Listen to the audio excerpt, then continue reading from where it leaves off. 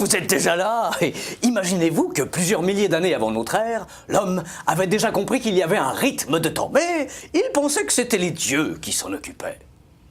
Pour tenter d'en savoir plus, l'homme a tout d'abord utilisé un simple bâton, appelé gnomon, qu'il plantait dans le sol pour suivre le mouvement du soleil.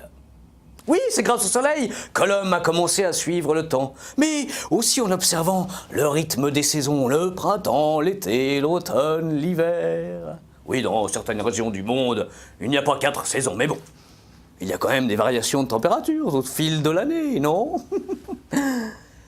Par la suite, l'homme a inventé les cadrans solaires. C'était un cadre rond, parcouru d'un gnomon censé reproduire les mouvements du soleil.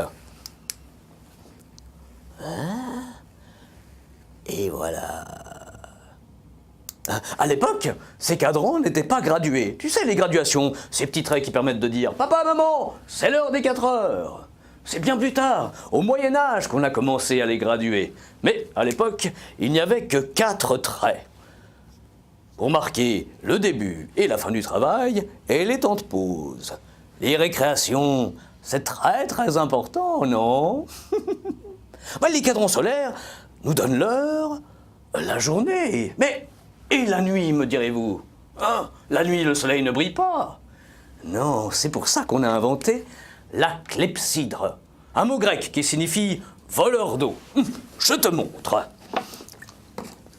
Une espèce de grand vase, comme ça, percé au fond, qui laisse s'échapper un mince filet d'eau.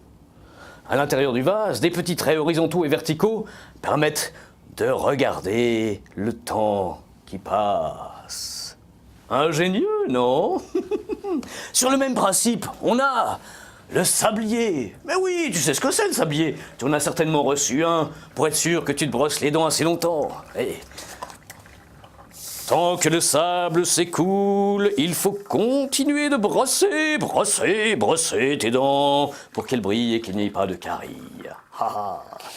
Et puis, vers le XIIIe siècle, on a remplacé le sable et l'eau par un élément solide, créant ainsi les premières horloges mécaniques, une vraie révolution du temps. Et dire qu'aujourd'hui, on calcule même les millièmes de seconde. Ébouriffant, non?